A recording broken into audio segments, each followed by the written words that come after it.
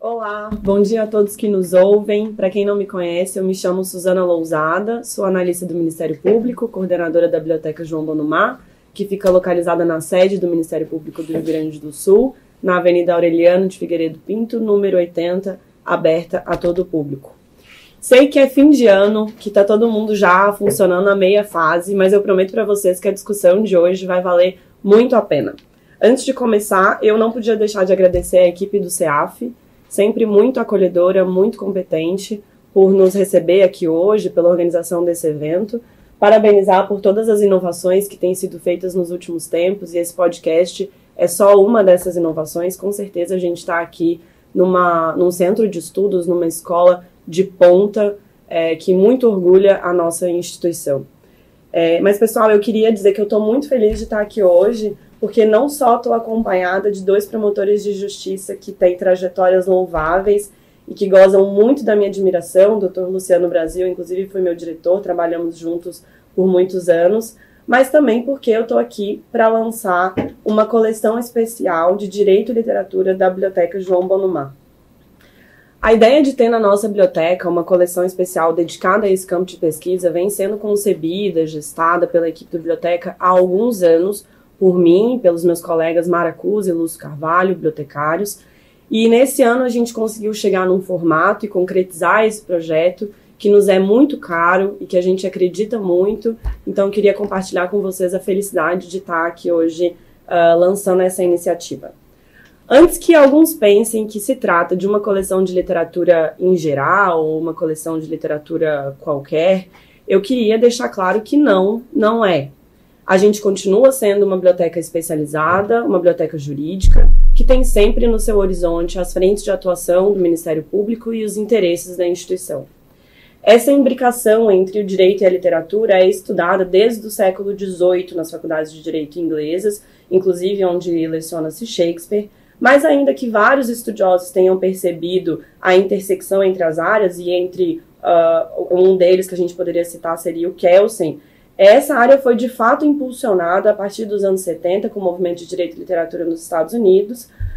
Aqui no Brasil, a literatura afirma que virou um campo de pesquisa consolidado a partir dos anos 40, com o marco da publicação da obra O Crime e os Criminosos, de Lemos Brito, e hoje ela não é só um objeto de pesquisa no mundo inteiro, que enseja a formação de diversos grupos de pesquisa, periódicos especializados, livros que tratam sobre o tema, como ela tem servido de narrativa social e jurídica, além de colaborar diretamente na humanização da compreensão dos dramas humanos e dos seus consequentes fenômenos jurídicos. E aqui é o cerne, aqui é o que nos motiva de fato a ter criado essa coleção. Então, para essa coleção da MP, dedicada ao campo de pesquisa que estamos aqui tratando, a seleção das obras foi feita a partir de um levantamento bibliográfico feito em fontes especializadas, que eu não vou citar todas, porque seria muito maçante falar sobre isso, mas eu vou mencionar algumas aqui só para vocês saberem. Então, a gente fez pesquisas em periódicos como Anamorfoses, que é a Revista Internacional de Direito e Literatura, o Boletim da Rede Brasileira de Direito e Literatura, livros como o livro do Lênio Streck e André Caram, muito renomado, Direito e Literatura, da Realidade da Ficção à Ficção da Realidade. A gente também se valeu da produção do Grupo de Pesquisa da Universidade Federal de Santa Catarina, Literar, Grupo de Estudos em Direito e Literatura, da produção da Comissão de Direito e Literatura do canal Ciências Criminais, que foi publicada nos Encontros Nacionais do Conselho de Pesquisa e Pós-Graduação em Direito. Então, vocês podem observar que esse não é um acervo que foi formado de forma simplória ou de forma leviana, mas que é fruto de um levantamento bibliográfico que foi feito com muita dedicação pela equipe da biblioteca e que se valeu de fontes que tratam com seriedade sobre a intersecção entre essas duas áreas. Eu quero esclarecer que é um acervo ainda modesto, que conta com 141 títulos, mais títulos, como eu já disse, que foram cuidadosamente selecionados e que vão desde clássicos já muitas vezes analisados, como O Processo de Kafka, Crime e Castigo de Dostoiévski, Ilusões Perdidas do Balzac, até obras contemporâneas que tratam, que já têm grande relevância, como eu poderia citar aqui Torto Arado, do Itamar Vieira Júnior, que é uma obra que fala sobre o regime de servidão, né? Relações de servidão. Dito isso, então, apresentada aqui a nossa iniciativa, apesar de eu ter feito uma introdução sobre o tema, eu queria deixar muito claro que eu não sou especialista, não sou pesquisadora da área, Mas estou acompanhada aqui de 2 verdadeiros intelectuais do Ministério Público, que orgulham aqui no corpo funcional da casa, Dr. Alessio Nogueira, promotor de justiça de Bento Gonçalves, Dr. Luciano Brasil, também promotor de justiça da casa, hoje chefe de gabinete do Procurador-Geral de Justiça. E agora eu coloco ao lado dos que nos ouvem, na posição de aprendiz, para ouvir os nossos convidados, não sem antes agradecer por terem topado participar desse projeto, que eu sei que também os colocou numa posição desafiadora, né, de falar de assuntos diferentes aqui, mas, enfim, agradeço muito por terem topado participar aqui com a gente. Muito obrigada. Vou passar a palavra, então, para o Dr. Luciano Brasil. Bom dia a todos. Muito obrigado, Suzana. Obrigado pelas palavras amáveis. Um agradecimento especial à equipe da biblioteca, que é coordenada por ti, pelo desenvolvimento desse projeto. Um agradecimento à equipe do CEAF, que eu faço na pessoa da sua diretora, Marta Beltrame, pela qualidade do produto que é o CEAFcast, né, o nosso podcast do CEAF do Ministério Público do Rio Grande do Sul, e que tem possibilitado que a gente discuta esses temas que estão ligados ao direito, mas vão além do direito. Né? Então, se inserem numa ampliação do horizonte cultural, do horizonte de compreensão, e que só pode somar no desenvolvimento das nossas atividades e na compreensão do mundo que nos cerca. É um prazer imenso estar aqui com meu amigo Alessio Silveira Nogueira, promotor de justiça de Bento Gonçalves, um intelectual, como tu bem disseste, um intelectual do Ministério Público, no Ministério Público, que reflete sobre as nossas coisas, sobre as coisas do direito, e que tem uma cultura, diríamos, uma cultura geral invejável. Conheço o Alessio há muito tempo, foi meu colega de faculdade nos bancos da Universidade Federal do Rio Grande do Sul. Não vou dizer a data, porque isso aí denunciaria a idade, mas faz muito tempo, no milênio passado ainda, e queria dizer que é realmente um grande prazer. O Alessio vai nos brindar um pouco com o seu conhecimento sobre o direito e literatura a partir da temática dos direitos humanos, e conversávamos antes a respeito da centralidade de alguns temas a partir da obra da Lynn Hunt, A Invenção dos Direitos Humanos, e a partir daí eu acho que a gente pode desenvolver um diálogo bem produtivo e que possa interessar os nossos ouvintes, aqueles que estão conosco. Um abraço, Alessio. Muito obrigado, bom dia a todos. Eu não vou dizer que é apenas uma honra, porque é uma alegria, né, estar aqui nesse convite fabuloso, né, fiquei muito feliz com a iniciativa, parabéns pelo projeto, né, parabéns pela Suzana, né, encabeçar essa ideia fantástica. Agradeço ao CEAF, a Marta Beltrame, aí, pela estrutura, pelo que o CEAF está fazendo, né, cursos fabulosos, investindo, né, no conhecimento, na humanização, vamos dizer assim, do Ministério Público. E o meu grande amigo Luciano Brasil, né, companheiro de longa data, né, desde a faculdade, né, quantas conversas excelentes, né, Luciano? Meu grande irmão, eu chamo, não no sentido de George Orwell, mas realmente no sentido mais legítimo da palavra. Né? É realmente muito prazeroso, né, trabalhar esses assuntos, fogem um pouco, né, do nosso cotidiano, né? E dizer que essa integração entre a literatura e o direito, ela não é apenas importante, ela é fundamental. Né? Ela tem uma importância transcendental, né, na nossa formação. O direito ele sempre foi muito encapsulado, né? O direito é aquele amiguinho antipático na festa de aniversário, muitas vezes fica lá no canto e não interage muito com as outras ciências humanas. Existe um receio, alguma restrição em relação às outras áreas, como filosofia, sociologia, né, a própria política e economia.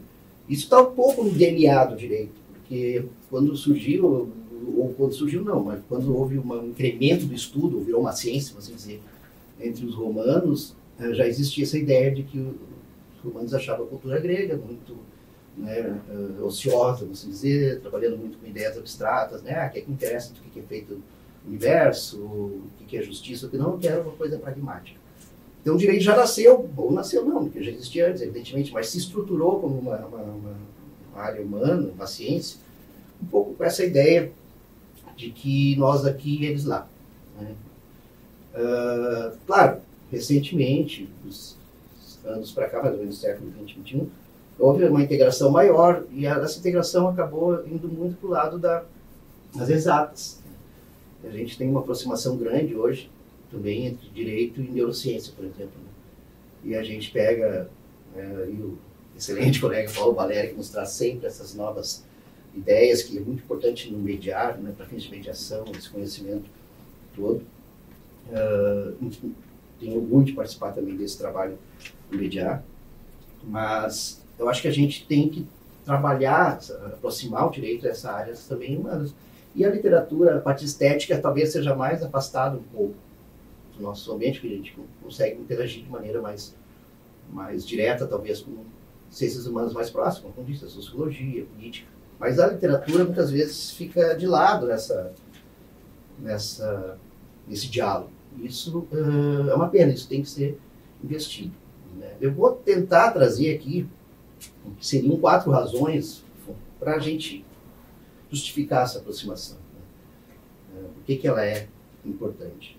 E a primeira razão, ela é muito básica. A literatura, né, ela trabalha com a matéria bruta da literatura, é a mesma do direito. São as pessoas, são suas paixões, seus problemas, né, seus anseios, as relações interpessoais, os conflitos que surgem. E isso é um campo de aprendizado imenso pelas grandes obras, enfim, escritas pelos grandes autores, grandes gênios da nossa literatura. E é curioso que essas pessoas fictícias, né, elas têm uma vida, às vezes, mais concreta que os seres humanos, né, normais ou reais, vamos colocar assim, né? Então a gente quase trabalha com a ideia de Romeu e Julieta terem existido, né? Ou grandes Raskolnikov e outras figuras que a gente vai se acostumando a conviver com elas como se fossem pessoas reais. E a gente pode imaginar seus conflitos, né? Por exemplo, a gente imagina o júri que seria o Macbeth ali com Macbeth, né? E aí teve problema do foro privilegiado, porque na verdade eles cometeram um crime antes e ele depois ser rei, né? Então imagina, por exemplo, o divórcio da Madame Bovary. O problema que seria a questão da culpa, infelizmente não discute mais, no caso dela seria certamente o ponto central. O processo do próprio Raskolnikov, né, que não se arrepende muito do que fez, seria uma situação, criticar a pena que ficou baixinha depois. Né? A Nora Helmer, a Casa de Bonecas, né? A mulher simplesmente se liberta daquele julgo, fecha a porta, vai embora e deixa o marido e os filhos. Como é que funciona depois da guarda compartilhada? Como é que ela ia reivindicar depois? Enfim, são coisas que a gente vai ainda, né? O Jean Valjean, preso por roubar pão, né? Foi para as galés, ficou lá 19 anos, né? Preso por roubar um pão para a irmã que estava faminta. Enfim, desculpa a palavra proibida, bagatelar. Sim. Então, são vários enfoques que a gente pode puxar desses seres, né? Fictícios que são tão reais, com problemas tão reais que a gente pode perfeitamente projetar na vida do direito. Para completar, imagina o coitado do Gregor Samsa lá que acorda virado um verme monstruoso, segundo a melhor coisa. Eu fico pensando que plano de saúde e outro seguro iria cobrir uma coisa dessa. E por fim, claro, tem outro lado da coisa, porque se a gente pensar que toda a questão do Dom Casmurro podia ser resolvida no teste de DNA, também nós livros não temos essa grande obra, talvez, para saber se afinal a captura traiu ou não o Vinci. Mas, então, esse seria um primeiro fundamento que eu penso dessa intersecção entre literatura e direito, que é a mesma matéria bruta, o mesmo objeto, que a gente aprende muito a lidar com os problemas humanos, vendo essas obras que, na verdade, nada mais fazem do que intensificar esses problemas. Né? Uma segunda razão de a gente ter a importância dessa relação literatura e direito vem nos próprios movimentos intelectuais e muitas vezes de natureza estética, né, que tanto influenciam o direito. Claro que a gente tem todos os grandes movimentos, né, no Renascimento e do Iluminismo, teve sua repercussão no direito. Só para pegar um exemplo, o Iluminismo nos deu lá a obra do Beccaria, né, dos Delitos e das Penas, que é o marco do novo direito penal.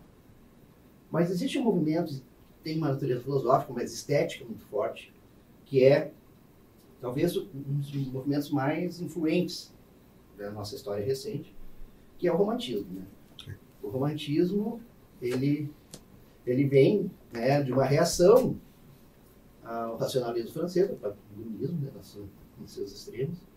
Ele nasce num pequeno núcleo na Alemanha, né, no Instituto Jan Drang, que é a tempestade de ímpeto, que é uma reação, então, esse racionalismo que tenta focar mais nas emoções, como um dos móveis, vamos assim dizer, do agir humano, e procurando essa aproximação com a natureza.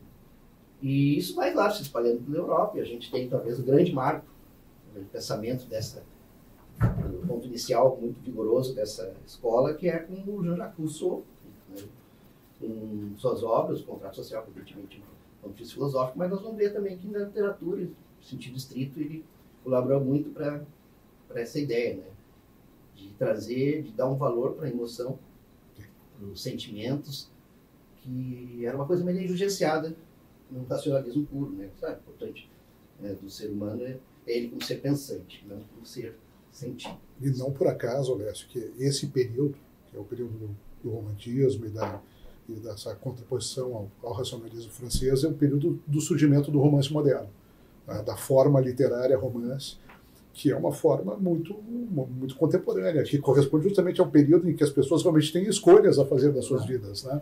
Em que o destino não está predeterminado por razões estamentais, ou de classe, ou de origem, e passam a realmente ter a possibilidade de escolher assim, o seu destino, a sua vida, de buscar uma profissão, assim, um caminho, um percurso de existência que seja diferente. Exatamente. É quase difícil hoje pensar que não existia o romance na forma como a gente vê, porque quase uma coisa perene, né, praticamente, mas não, cada um surgiu realmente nesse uma grande contribuição. Na verdade, muitas produções estéticas que a gente admira e está acostumado a ter como companheiros na nossa vida hoje são frutos do romantismo. A gente pode pegar os livros, né, do Sofrimento de Jovem Werther, Os Miseráveis, os poetas, Lord Byron e tal. Tudo isso é um fruto direto do romantismo, né? A gente pode pegar nas obras, nas artes plásticas, o Goya, o William Turner, o Delacroix, o Gaspar David, enfim, os quadros todo mundo admira e conhece hoje. Né? E na música nem se fala, né? A gente pode pegar desde Mozart, Beethoven, até Tchaikovsky, Richard Strauss, Wagner, os últimos, então nós temos aí quase 100 anos, mais de 100 anos de música que a gente identifica como os ápices, né, da produção musical humana, são os frutos do romantismo. Então é um movimento muito forte, claro que leva aos seus extremos, pode levar aos seus extremos, que é o sentimentalismo, né, o Theodore Dalrymple tem um livro, né, Bodas de Mimados, que ele justamente critica essa herança espúria, vamos dizer, do romantismo, que é o sentimentalismo como excesso de emoção, anulando a razão, né, que é o outro extremo. E o romantismo, então, com todas essas obras, esse movimento teve uma importância no direito de maneira curiosa, que foi justamente pela literatura.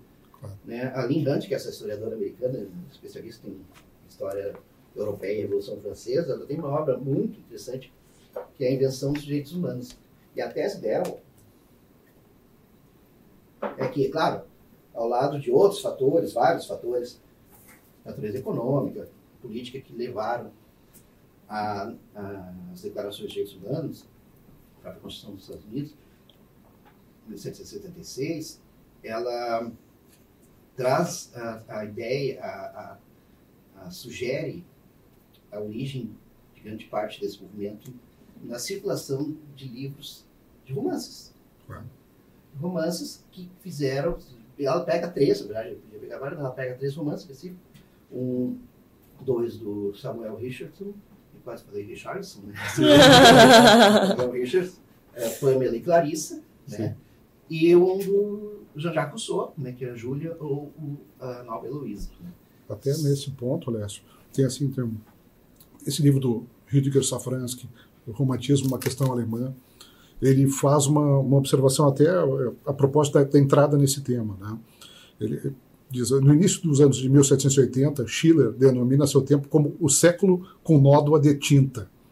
20 anos mais tarde, quando surge a geração romântica, tal diagnóstico ainda não se alterou em nada. Pelo contrário, lê-se, escreve-se mais do que nunca. Nos círculos burgueses e pequenos burgueses, a leitura intensiva torna-se quase epidêmica no final do século XVIII. Pedagogos e críticos da cultura começam a reclamar a respeito. O que acontece no leitor dificilmente pode ser controlado. A excitação, fantasia escondida. Entre 1750 e 1800, dobra o número de pessoas capazes de ler. Mais ou menos 25% da população pertence, no final do século, ao público potencialmente leitor. Lentamente realiza-se uma transformação nos hábitos de leitura. Não se lê um mesmo livro várias vezes, mas sim vários livros de uma vez. Dissipa-se a autoridade dos grandes e importantes livros que eram repetidamente estudados. A Bíblia, escritos de edificação religiosa, calendários. Exige-se uma massa maior de material de leitura. Livros que não foram criados para serem lidos, mas devorados. Entre 1790 e 1800 aparecem 2.500 romances no mercado, tantos quanto o total nos 90 anos anteriores. A procura crescente quer ser atendida. O público aprende a arte de ler depressa. Eu acho que é realmente esse momento que é bem capturado pela Lynn Hunt e que ela foca nesses três livros que tu vais referir, esse do Rousseau e dois do Richardson, que de certa forma empolgam essa sensibilidade romântica do público, do nascente público que começava a ler esses romances de massa, né? Que eram os best-sellers daquela época. E são os três romances que são epistolares, né? Quer dizer, que aquelas romances baseados em cartas. Isso traz uma empatia também, porque a pessoa escreve em primeira pessoa as seus sentimentos, que uma carta é algo mais íntimo, quer dizer, a Pamela, por exemplo, escreve para a mãe dela, enfim, né? Quais são essas histórias, resumidamente, evidentemente, né? A Pamela é uma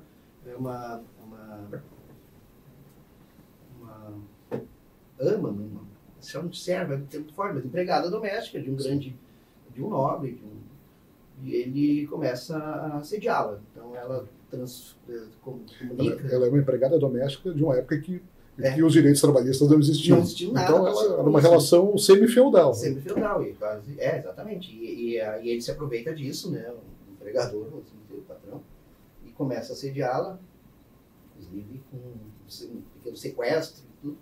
E ela escreve isso para a mãe dela, contando como é que ela se sente, e isso cria uma empatia no leitor muito grande, mas é uma empatia que transcende a questão das classes sociais, porque é alguém que é de uma classe inferior, entre aspas, vamos dizer, que tem sentimentos iguais a qualquer pessoa. E mais, a classe alta, os nobres, os burgueses, vista como no seu lado negativo. Então isso ajudou e impulsionou a ideia de que todos nós teremos direitos, né? Somos iguais na sua base de sentimentos. Que era uma ideia revolucionária. Que as pessoas de outras classes sociais, de outro gênero, pudessem ser iguais e sentir as mesmas coisas. E é interessante porque em outro romance epistolar bem famoso dessa época, que é o Ligações Perigosas, do Chaudelin de Laclos, ele é muito bom, mas ele não tem essa profundidade, porque é só os nobres um sacaneando os outros, né? Mas nesses outros romances aqui, a Clarice é parecida, porque também é uma menina de origem humilde que a família força a casar com um bom partido, e ela se dispõe contra isso, né? E a Júlia é um romance baseado no grande, né, a história romântica, a banda elétrica, que foi o Abelard e a Heloísa, né, no período medieval, o filósofo, professor lá da Sorbonne com a sua aluna, né? E ele transforma isso num amor proibido também por questões de classe. Então, isso trouxe essa ideia realmente de empatia em relação a todas as pessoas. É evidente que os direitos humanos, a Declaração dos Direitos Humanos, que foi, né, isso teria desembocado, no primeiro momento não abrange as mulheres, não abrangem os negros, não abrangem as minorias, homens brancos de alta classe.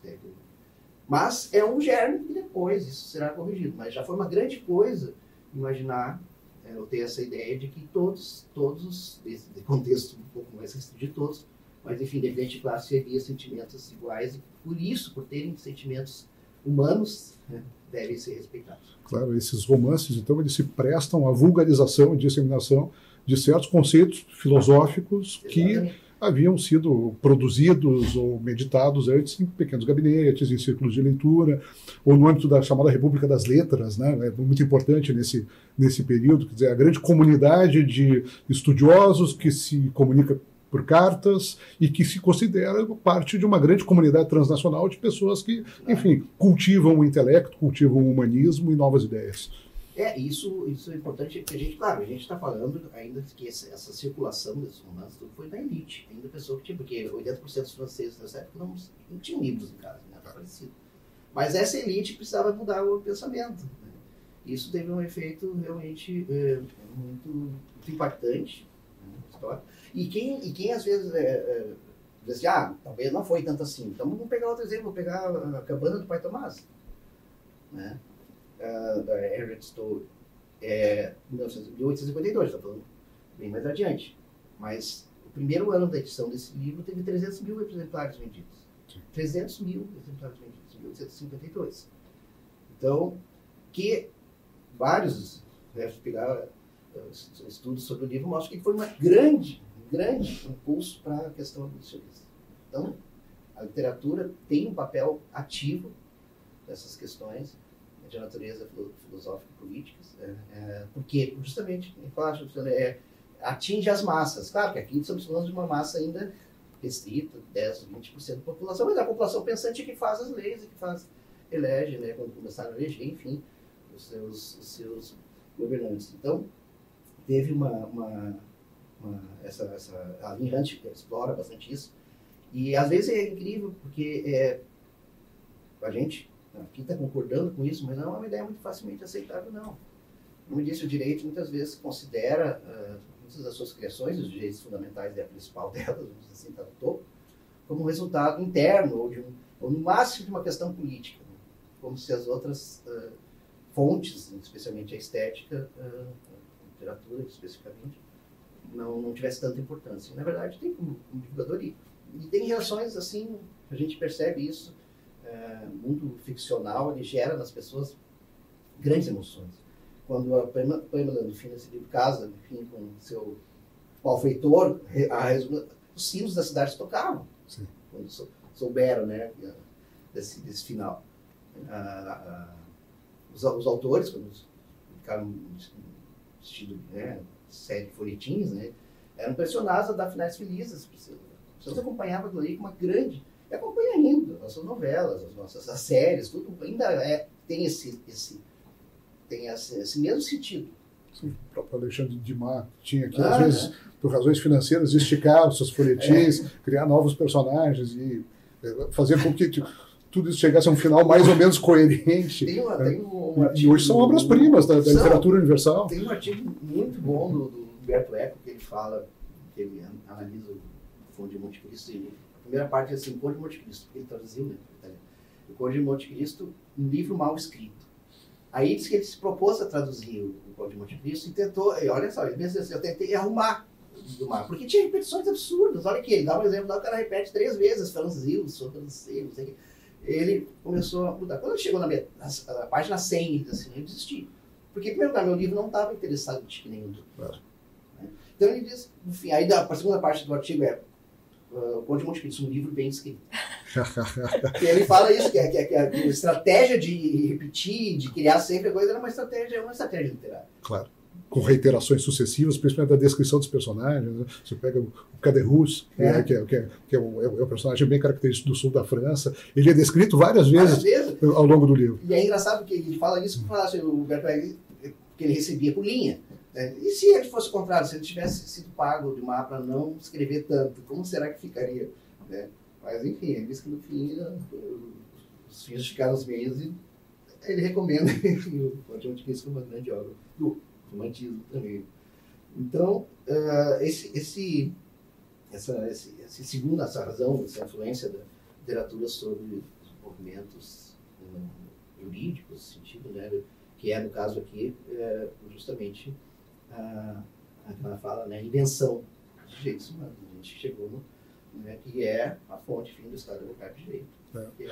E que é algo, como tu disseste, ele é contraintuitivo até certo ponto. Nós tomamos a história da humanidade como um todo, a ideia de que as pessoas são iguais, partilham as mesmas preocupações, de que toda a humanidade ela tem a possibilidade de desenvolver uma relação fraternal. É algo que é completamente inovador, a história da Europa foi, na verdade, uma demonstração do contrário disso. Né? Guerra sem fim, todos sempre em guarda com todos os seus próprios vizinhos, diante da possibilidade da violência. Então, era uma ideia muito nova que se estabelecia. Né? A ideia de que realmente poderia haver uma comunidade universal de afeto, de empatia, e de que as pessoas pudessem realmente partilhar os mesmos direitos. E isso é uma coisa engraçada que realmente demorou, vamos dizer assim, até chegar aqui no século XVIII para ter essa ideia, mas que era a ideia que fez que o cristianismo durasse. Sim. Tem um livro muito bom, do Domínio, do Dr. Holland, que ele analisa isso, e ele diz de maneira muito clara, porque uma das ideias que impactou muito o mundo antigo, quando o cristianismo surgiu, foi de como é que pode um Deus vir do povo e morrer, né? Se todos os deuses são maravilhosos, os deuses da Mesopotâmia, claro, coisa poderosa, os deuses romanos. E não ser um Deus nacional, ser um Deus universal, que falasse a todos. E uma ideia que parece que ficou meio adormecida num tempão, até que surge, agora o viés laico, né? Mas com essa ideia secularizado, de direitos, enfim, todos somos iguais. E claro, volta ela mesma ressalva ali Hunt que os direitos fundamentais surgiram nesse pequeno núcleo da elite, mas a ideia estava lançada. Isso podia ser corrigido, demoraria um pouco mais, talvez, 1958 já, para a gente ter uma ideia mais ampla dos direitos fundamentais. Mas, enfim, existiu esse movimento e a literatura teve um papel muito relevante nisso. Isso seria, por si só, uma grande razão para a gente ter essa constante inter-relação de direito e literatura.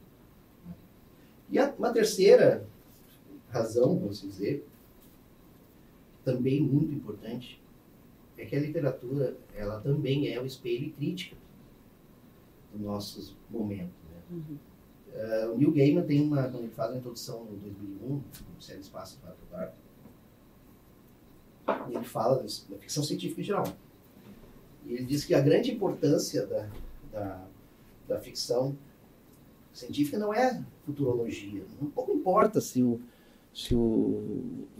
H.G. Wells ou Arthur Clarke ou, enfim, o Júlio Verne, se eles acertaram especificamente o futuro que eles conceberam em suas obras. Não, a ficção científica, a maior importância dela é justamente retratar as preocupações contemporâneas de quem escreve. E isso, como é que eu vou dizer assim, ela intensifica preocupações de determinado momento histórico, mas uma delas são perenes. Né? Então, quando a gente pega lá atrás, vamos pegar antigo, né, do Sócrates, né?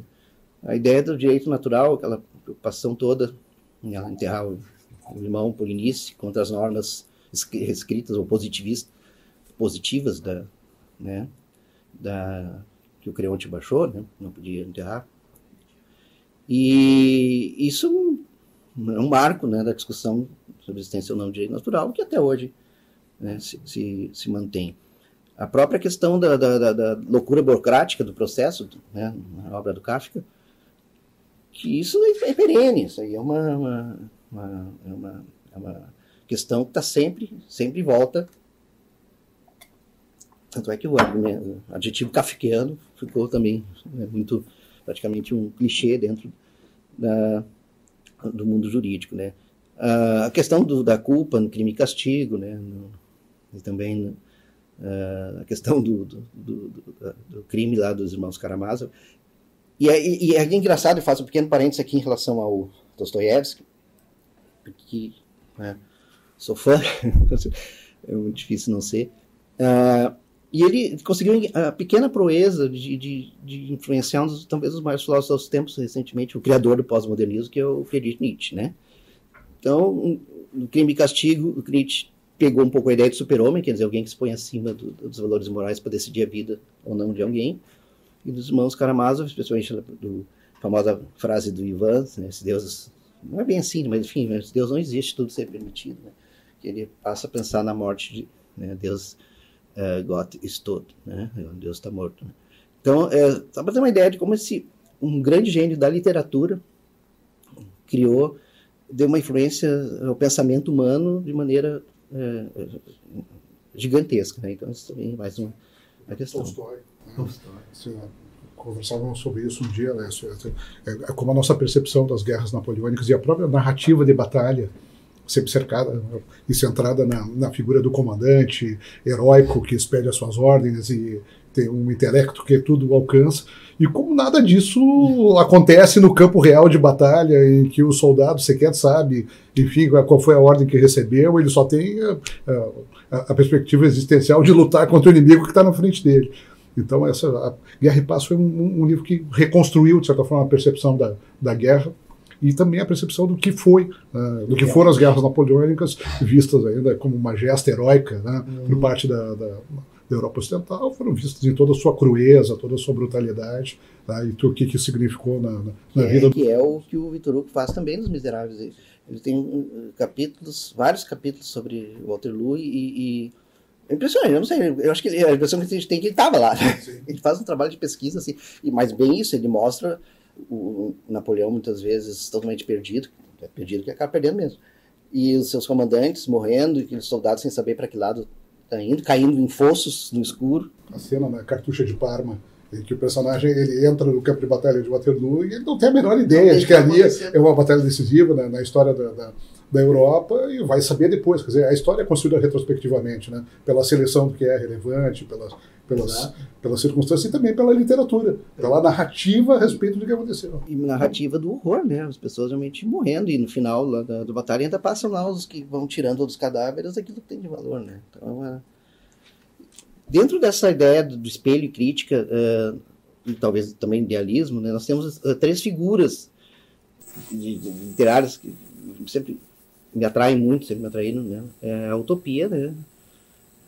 Basicamente a utopia e a distopia. E no meio a gente tem até um tema, não tão conhecido por esse nome, mas é a ucronia. História alternativa. Eu acho muito interessante, né? Claro, a utopia, o termo foi cunhado por Thomas More, né? Thomas More, a versão latinizada Thomas More, né? Tem o Renatus Cartesius, era o Descartes, que se usava muito em 1513, eu acho que ele escreveu a utopia. Claro, o impacto no influxo da descoberta da América, da questão de uma possibilidade de um mundo mais puro, né? E ele cunhou o termo que é utopia do grego, né? É ou, né? Não, em grego, e topos, lugar. Então é um não lugar, né? Na versão do Thomas More, era um lugar, né? Um socialismo pleno, baseado na República de Platão. Enfim, as pessoas viviam felizes. É um livro que teve uma influência muito grande na época, né? E ele, se não me engano, ele chegou a ser perseguido, acho que ele foi preso, inclusive, por essas ideias, né? Ele era chanceler do rei. Então, o gênero utopia surgiu com essa ideia de um lugar perfeito, que as pessoas são felizes, um não lugar, porque justamente a experiência humana terrena mostra o contrário. As ucronias, elas são aí não tempo, né? O também é radical de não e cronia de tempo. Aí são histórias, é uma história alternativa, né? Os exemplos mais conhecidos são justamente o trabalho com a ideia do mundo ter sido a Segunda Guerra Mundial ter sido vencida pelos alemães. O Homem e o Castelo, e o Complô contra a América, do Philip Dick, são os mais conhecidos. E um filme maravilhoso, que é Bastardos Inglórios, que é uma ucronia fantástica, eles conseguem matar Hitler numa sessão de cinema. Então, como o mundo seria diferente. Então tem essa... Eu gosto muito dessa... O grande dispositivo literário, literary device, né, já é o ponto de divergência. Onde ele bifurca em relação à história realmente acontecia. Né? A história do nariz de Cleópatra, né? Sim. Isso sempre foi explorado pela filosofia, se ela não tivesse nariz. Então você pode construir futuro, assim, recuando cada vez mais o ponto de divergência, realidades fantásticas. Não, por exemplo, né, isso realmente, o nazismo impactou muito, por isso que é muito usado como ucronia, mas tem a gente, quando lê que Hitler foi recusado da Academia de Viena, que ele queria ser pintor, por um voto, parece, e a pintura dele nem era tão horrível, podia ter salvado a humanidade, né? Deixa o cara entrar, vai ser pintor, né? vai extravasar essa... Um livro do King Stanley Robinson, que é justamente isso, que é um mundo onde a peste negra matou toda a população da Europa. Né?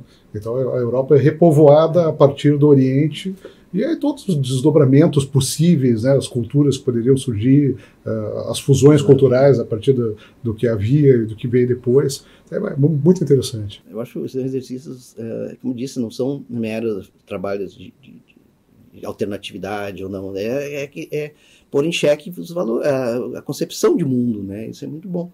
E nessa linha aí vem que é um gênero que eu aprecio, gosto muito, né?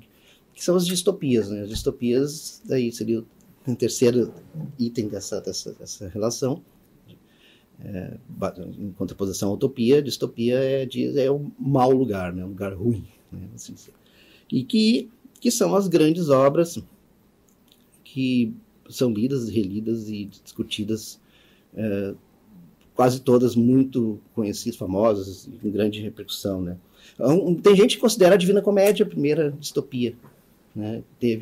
Existiu na literatura ocidental, no Inferno, basicamente, né?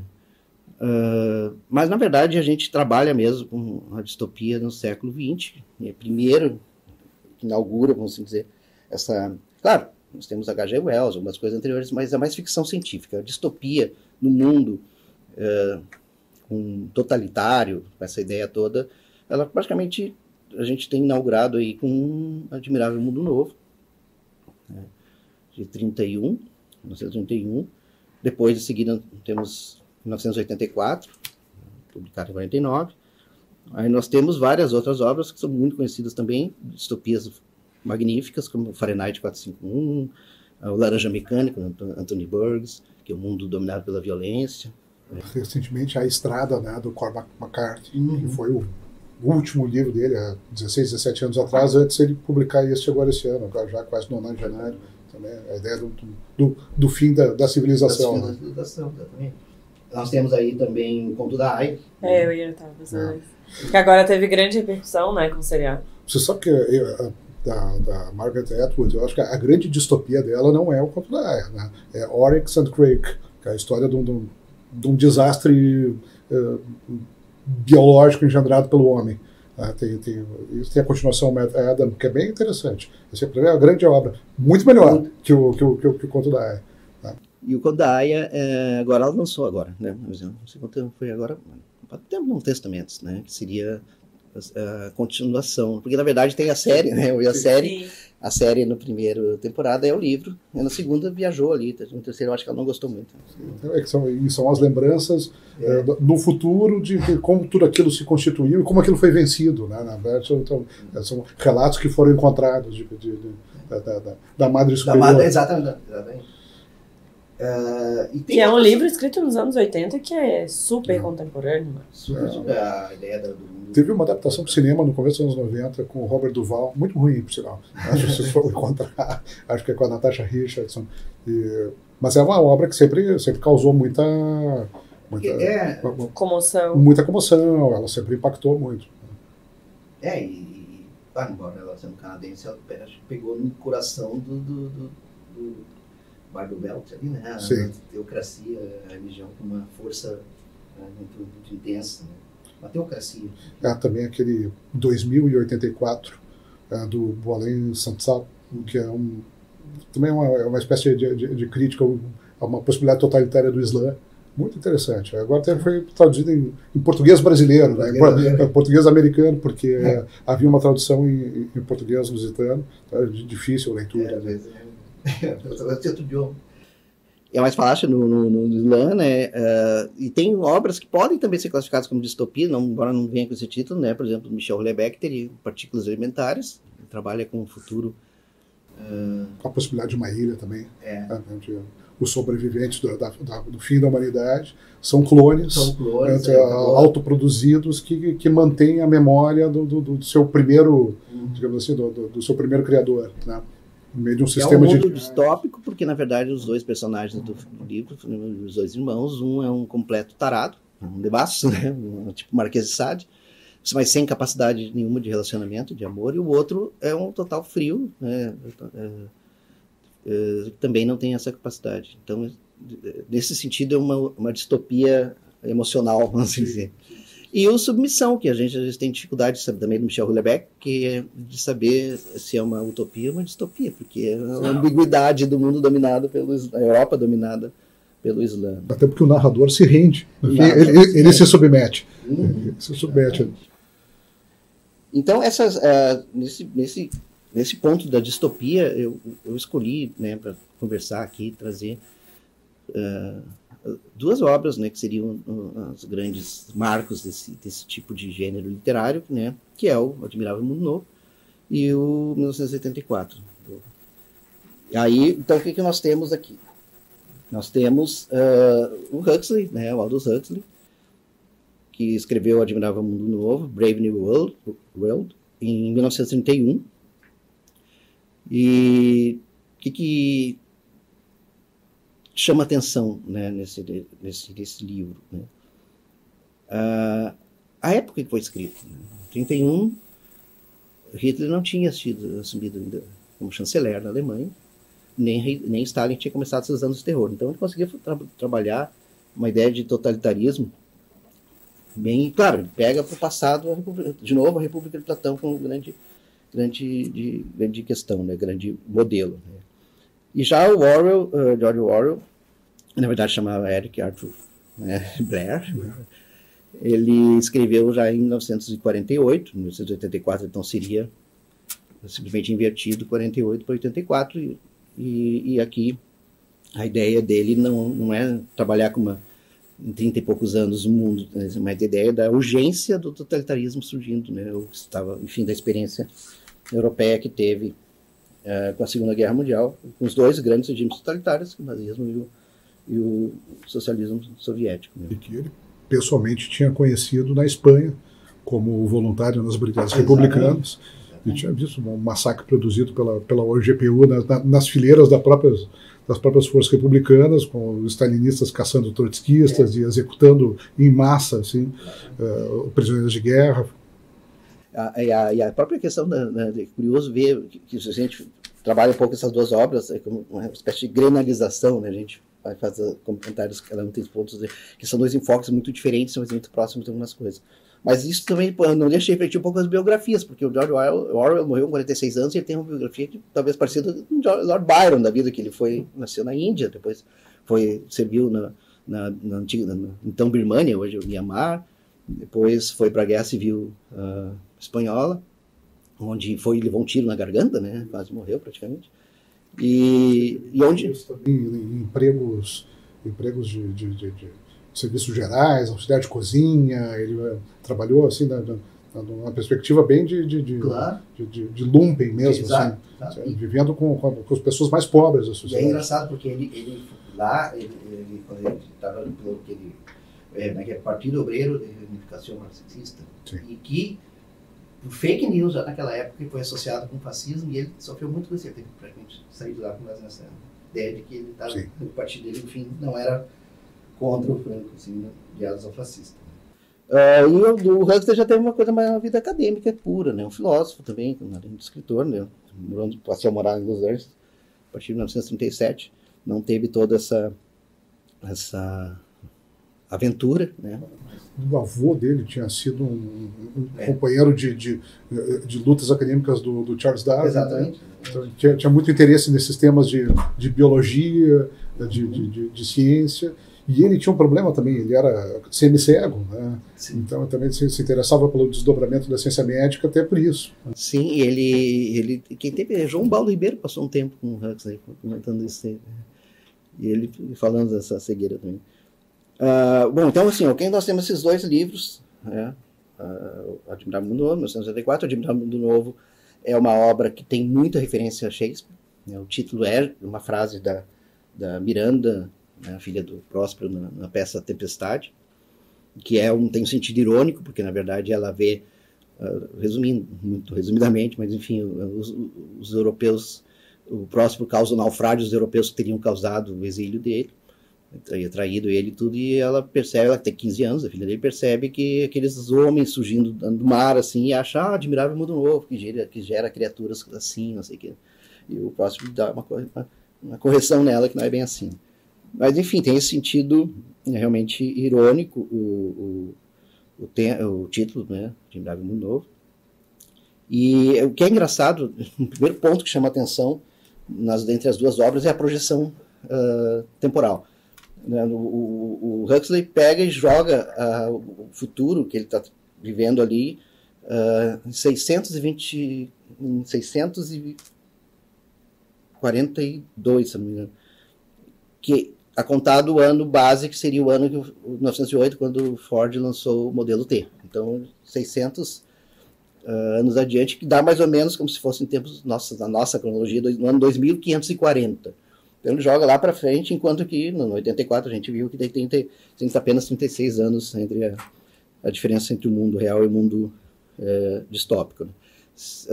Outra divergência, vamos colocar assim, entre as obras é o estilo. Né? O estilo do Huxley é mais leve, mais bem-humorado até, né? Do que o estilo sombrio e objetivo e ao mesmo tempo depressivo do Orwell, em 1984. Aliás, tem um capítulo 13 do Admirável Mundo Novo, esse podia ser feito pelo Monty Python, né?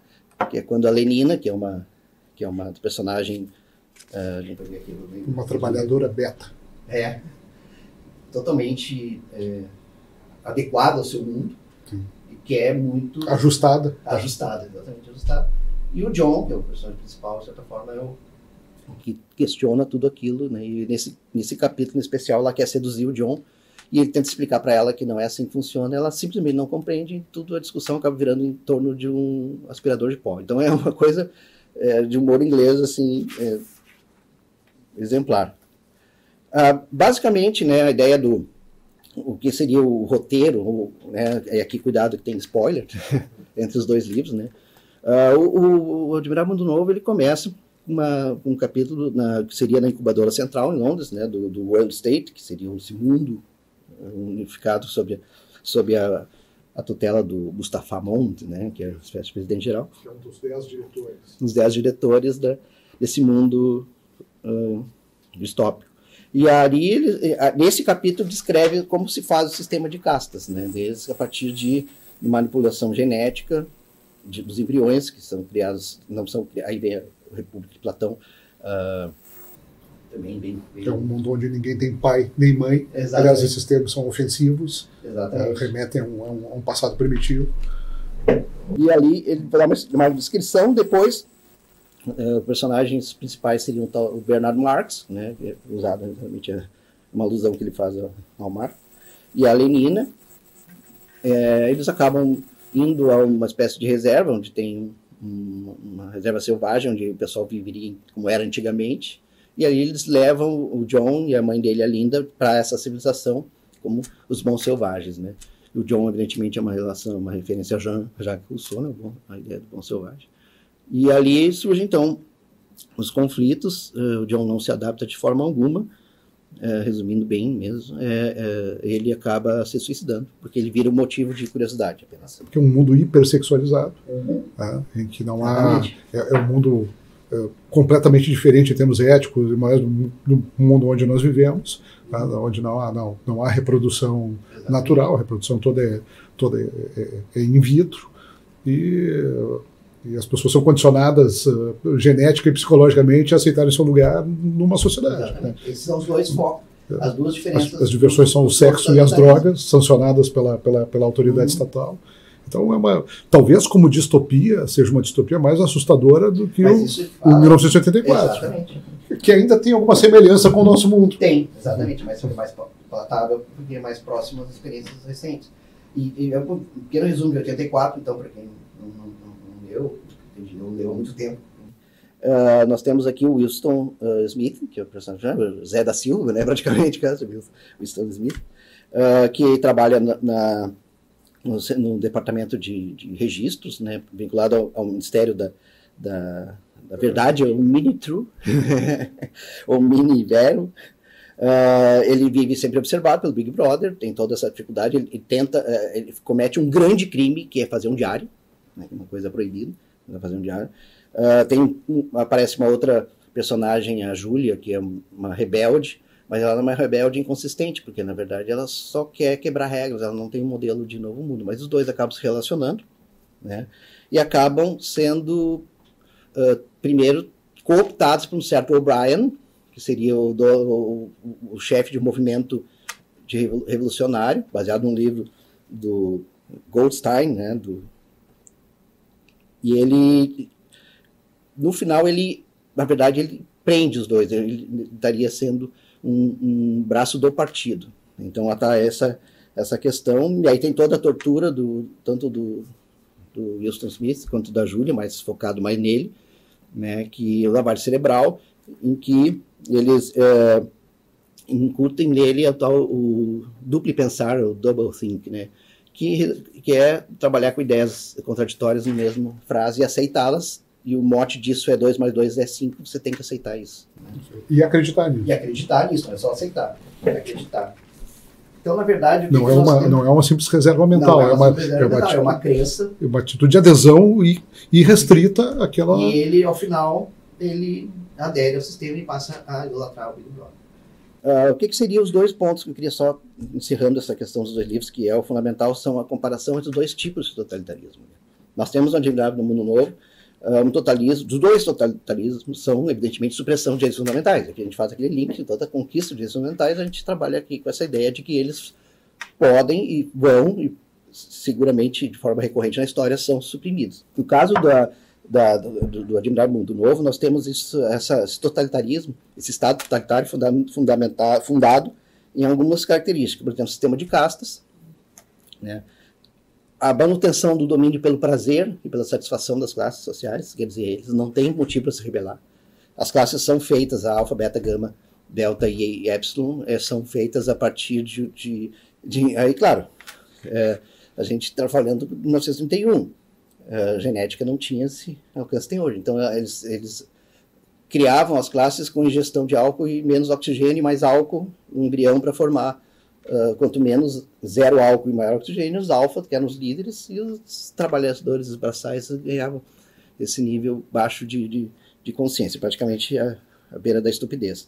Claro que se o Huxley fizesse, em 1931, a ideia de trabalhar com o genoma e tudo, aí eu dizia, bom, o cara não é um escritor, o cara não é um gênio, é um extraterrestre, porque simplesmente a ideia... Mas, enfim, foi uma coisa muito bolada, por quê? Isso é uma questão importante, a genética como forma de poder...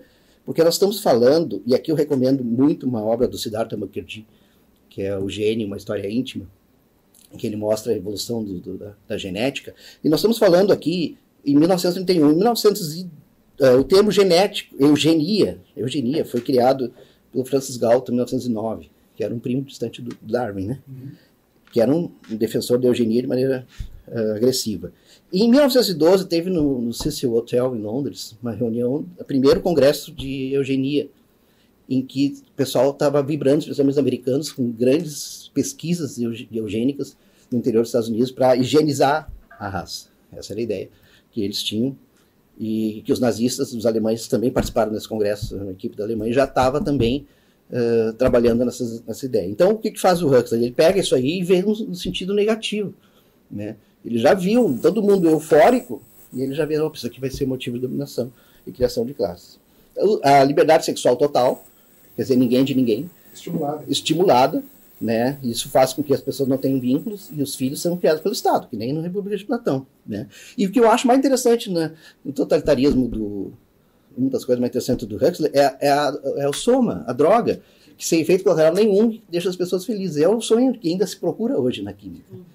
Então ele criou esse sistema que as pessoas eram felizes. E ele, quando fala, em 58 ele faz Admirável Mundo Novo Revisitado, ele diz que isso foi uma coisa que ele diz que é uma forma de poder mais eficiente é a do prazer e da satisfação das classes. Cada classe recebe o que precisa, pronto. E quando está pensando em uma coisa diferente, toma um soma, né, droguinha legal, fica feliz. O romance ele se constrói a partir da introdução de um outro radical. Quer dizer, tem alguém que nasceu de um pai e de uma mãe, foi criado numa reserva de selvagens, assim, que nasceu de um crime. Exato, nasceu de um crime, né? Porque a mãe dele era produto dessa sociedade de caças, o pai era um membro daquela. Exato.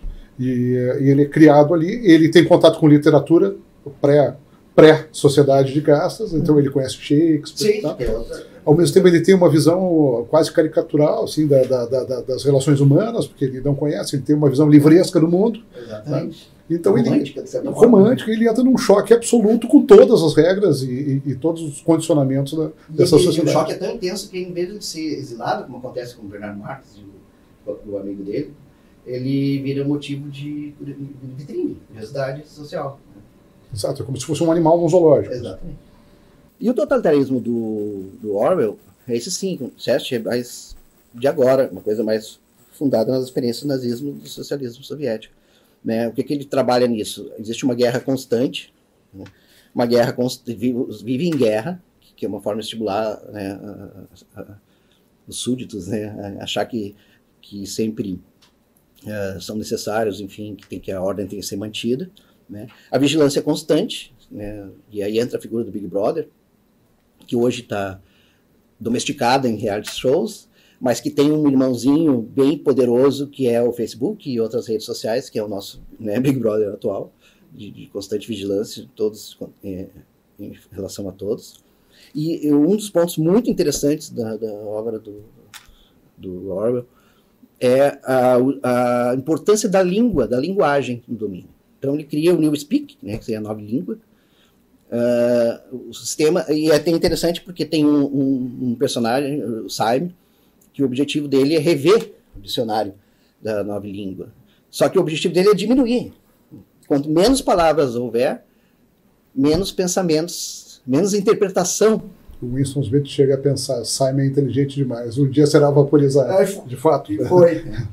A questão do controle mental, porque aqui nós temos uma coisa que é uma coisa claro, a gente não tem viés religioso, mas é uma coisa de natureza religiosa, de dominação, que é o thought crime, né? O crime, pensar criminoso.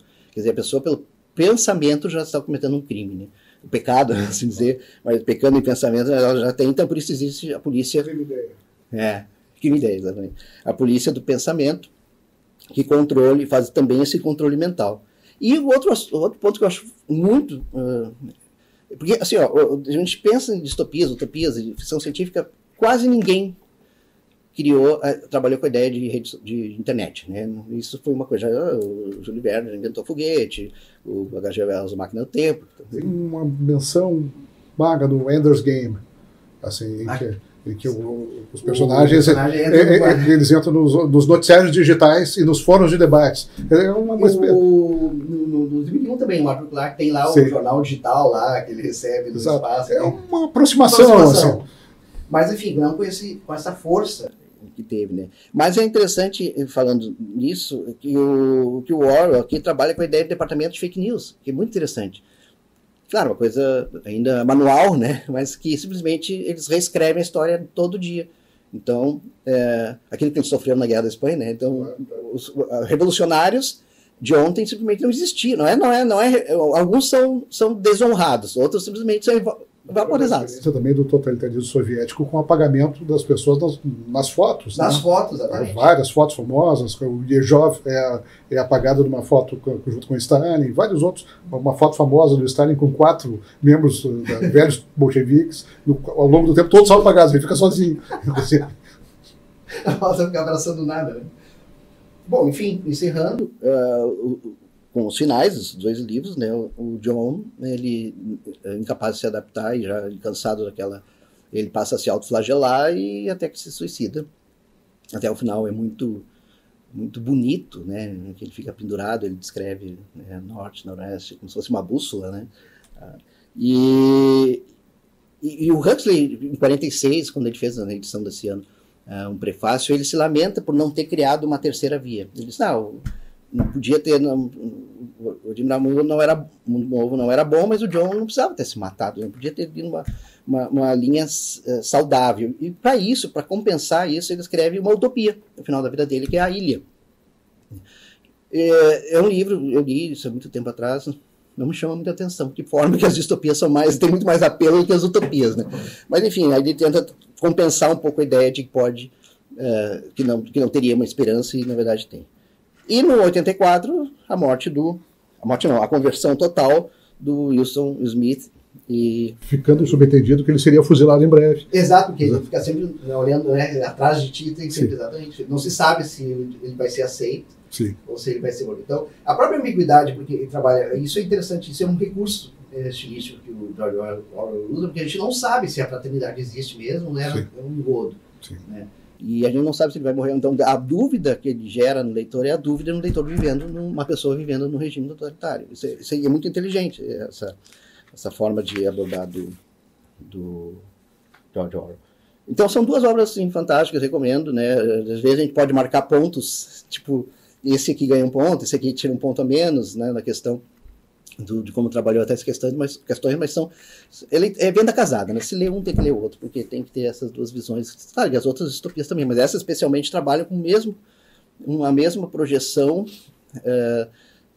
sobre totalitarismo, mas com duas visões diferentes.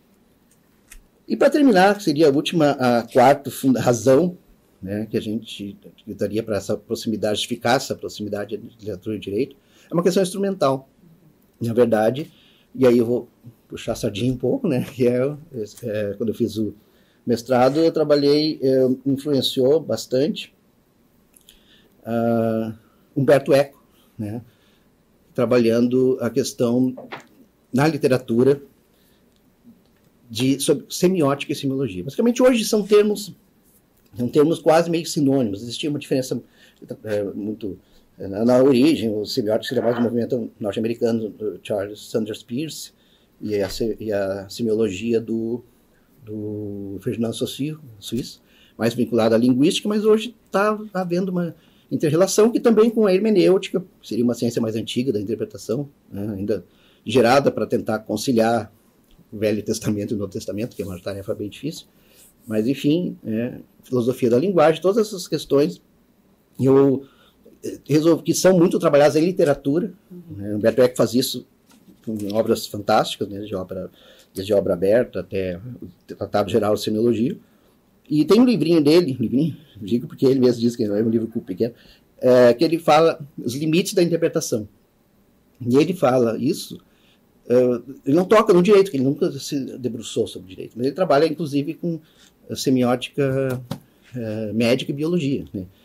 E isso trouxe a ideia de trabalhar isso no texto jurídico a partir das questões que ele levanta de interpretação no mundo literário. E aí fiz essa dissertação, que virou livro da Juruá, com o grande apoio do saudoso amigo Jefferson Dietz Marim, tem que fazer uma homenagem. Doutor, foi meu estagiário, virou um grande advogado, mestre, doutor, né, infelizmente faleceu precocemente, e era um grande entusiasta do direito e literatura. Ele tinha uma cadeira, ele dava aula de pós-graduação na UX, lá em Bento, também, em Caxias mesmo, e ele estimulava muito essa intersecção. Então, minha homenagem a ele, né, que ajudou... Do registro aqui, Alessio, a obra do professor Alessio Vieira Nogueira chama-se Direito e Linguagem, o processo interpretativo jurídico sob uma perspectiva semiótica, da editora Juruá. Recomendo muito. Na contracapa do livro do Dr. Alessio, ela começa assim: a multiplicidade de interpretações da lei, um problema ou uma virtude do sistema jurídico? Existe uma só resposta correta? Se não, quais os limites da interpretação? Acho que o senhor trouxe aqui uma série de pontos que nos levam a refletir por que se estuda as imbricações entre direito e literatura, sobre a humanização das relações, dos dramas humanos que são regulamentados pelo mundo jurídico, mas eu acho que também tem toda uma outra gama que a gente poderia tratar, e isso é todo um outro universo sobre o processo de interpretação, né? O processo de interpretação da literatura, esse movimento de interpretação da literatura, que também é um movimento de interpretação da norma, que, diferentemente do positivismo, enfim, a norma, ela tá... É um texto. Não tem diferença nenhuma, tirando a questão normativa, específica, né, cogente, só isso, mas o texto é texto. E antes do amigo terminar e encerrar a sua exposição, eu sei que a Suzana está nos controlando também aqui, porque ela é uma organizadora implacável.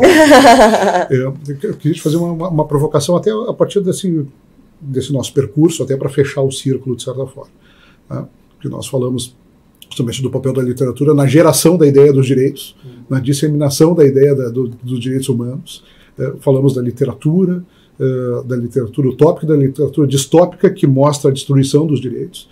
E, de certa forma, os direitos aparecem como um ponto alto na evolução da história da construção jurídica do Ocidente, por assim dizer, do direito mundial. E eu pergunto, essa narrativa do direito, da história do direito, ela também não deve muito a formas literárias, é uma espécie de gesta, uma espécie de epopeia que se consolida com a afirmação dos direitos. Não há um pouco também de intersecção da literatura nisso, na nossa forma de ver a evolução do direito e de chegar até aqui, porque muitas vezes nós nos vemos como o ápice da evolução jurídica, e será isso mesmo? Isso é um pouco, isso que nem o paradoxo um pouco da física quântica, né, que o observador interfere no fenômeno, né?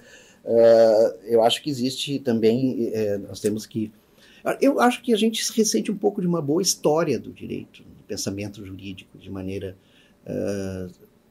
talvez crítica, né, em relação a como a gente vê, como a literatura, na verdade a literatura, pelo pouco que a gente vai vendo, ela trabalha o direito de maneira um pouco negativa, né, quer dizer, como uma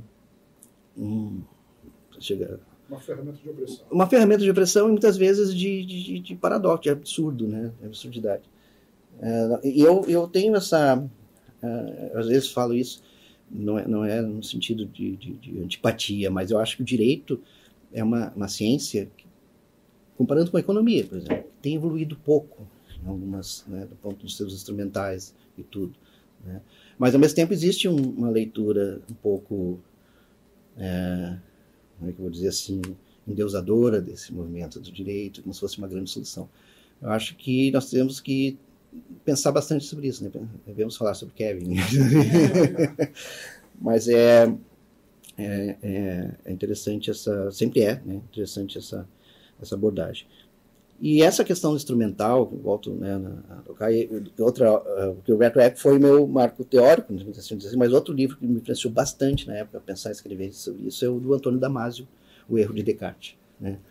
Em que ele fala, inclusive, de dar uma pequena pontinha, um piteco no direito, né, quando ele fala dos marcadores semânticos. Então é muito interessante essa visão da emoção, e a gente volta lá para o romantismo, né, na definição da conduta, de como ela é importante na tomada de decisões. E ele mesmo diz que, ele dá um exemplo curioso, que ele diz que o ideal humano do Immanuel Kant ou do Descartes são pessoas que teriam lesões nos lobos pré-frontais. Não são humanos verdadeiros, porque os humanos verdadeiros não decidem só com a razão, decidem com a emoção. Então eu juntei essas duas coisas e tentar trazer essa questão dentro desse processo interpretativo que o Humberto Eco, trabalhando em cima do Sherlock Holmes, das obras do Doyle, ele diz que o Sherlock Holmes não fazia dedução, ele fazia abdução. Uma abdução não no sentido de extraterrestre, que agora também é comum, né, na história, esse negócio de luzinhas de Baudelaire. Abdução é uma indução de erro, né, de risco, uma indução de risco. Então, com poucos elementos se daria uma decisão para o caso, no caso, a resolução de um crime, mas eu acho que isso se aplica perfeitamente ao processo interpretativo jurídico, né? Nós temos aí uma indução de risco, que é decisões tomadas a partir daquilo que a gente entende como sistema jurídico, né? Então eu tenho lá meus princípios e tudo, junto aqui, cá, e dou uma decisão, que eu acredito que seja que o sistema daria, né? O juiz Hércules, vamos dizer, mas que cada um é um juiz Hércules, cada intérprete de direito é um Hércules, né? E ele não está sendo de má fé, que nem dizer assim, metade do STF é de uma coisa, metade de outra. Não, isso aí é o processo interpretativo, é assim. Cada um com seus, né, eu chamo de marcadores axiológicos, define, a partir do sistema, por uma indução de risco, o que seria a decisão do caso concreto. E aqui eu procuro, nesse trabalho, eu procuro me debruço sobre o conceito de normas e princípios, né, toda aquela situação que faz parte do mundo jurídico, casos fáceis e casos difíceis, a partir da semiótica, que resolve isso para mim, de maneira muito, muito clara, né? Casos difíceis seriam casos hipocodificados, casos fáceis hiperdecodificados, enfim, trabalha com... Parece que muitas soluções, nossas grandes discussões jurídicas, ela pode ser trabalhada em cima da semiótica, da semiologia, e que foi o que o Humberto Eco faz na literatura, que eu achei... vários, né? A semiótica, o direito do sistema nos Estados Unidos vem desde os anos 70, muito estudado, antes disso até. Mas, enfim, acho que é um bom um bom caminho para trazer, e no livro propõe isso vire uma disciplina jurídica, né, nas faculdades, interpretação, trabalhando todas as vertentes e incluindo, evidentemente, a literatura, que é, assim, a matriz desse tipo de instrumental. Essas seriam as 4 razões que eu traria para a gente. Espero que quem não tenha essa ideia de que literatura e direito é uma intersecção valiosa, espero ter convencido.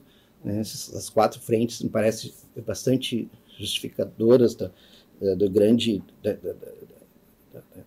do investimento que a gente tem que fazer nessa relação, porque assim, a gente tem, o jurista, quando ele tem técnica, ótimo, muito bom, mas se ele tem técnica e humanismo, se ele tem por trás uma carga de ciências humanas, incluindo literatura, ótimo, aí nós estamos no nível da excelência, e só com excelência que se faz nosso grande objetivo da nossa vida profissional, que é a justiça, né?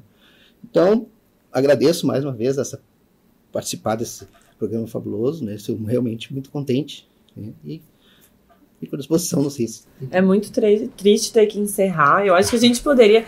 E uma obra vai levando a outra, e uma reflexão Sim. vai levando a outra, mas infelizmente tem um tempo pré-determinado do CEAF. Mas eu fiquei muito feliz, achei que foi super elucidativo. Acho que quem não estava familiarizado com essa ideia, ou que e se alguém gerou algum tipo de estranhamento a essa iniciativa, agora, nossa, acho que abrimos um campo aí de discussão, e eu acho que esse tipo de discussão, tanto essa iniciativa da biblioteca, quanto a gente fazer essa discussão com pessoas que estudaram tanto e que se dedicaram tanto ao longo da carreira como vocês, eu acho que nos leva a refletir mesmo sobre, na verdade, a promover a excelência da atuação do Ministério Público, né? De olhar para os fenômenos jurídicos todos, para as normas, para o que a gente faz de uma maneira mais humana, mais detida, enfim, com a complexidade, com a complexidade que merece, né? Então, queria pedir para vocês falarem as suas palavras finais para a gente encerrar. O doutor Alessio fez um grande encerramento aqui, já me emocionei, mas eu queria pedir para o senhor falar brevemente para a gente encerrar as suas palavras finais, depois eu passo a palavra para o doutor Luciano Brasil. Não, primeiro, parabenizar de novo a iniciativa, né? Eu acho que isso né, Suzana, tá, realmente merece todos os louvores por esse trabalho. Eu acho que isso vale muito a pena investir nesse caminho. Acho que a gente está precisando nosso mundo, né?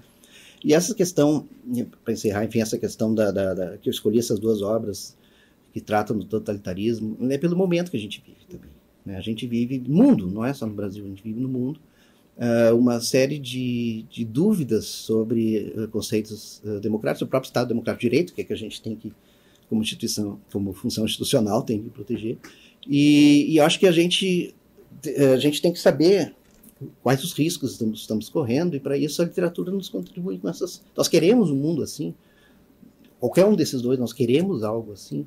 Me parece que ninguém, em sã consciência, iria querer, porque quando o leitor tem contato com essas obras, ele diz que coisa horrível, né?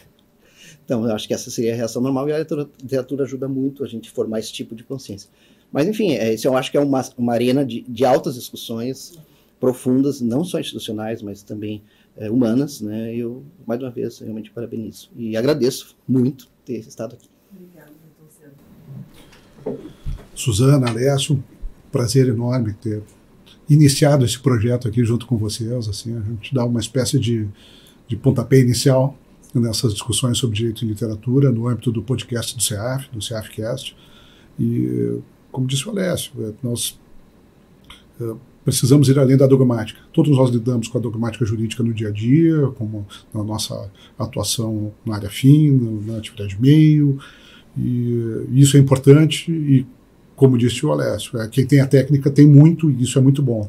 Mas quem tem a técnica e tem o humanismo e tem os horizontes culturais que decorrem do conhecimento da nossa tradição cultural, enfim, isso potencializa a possibilidade de termos um trabalho de excelência.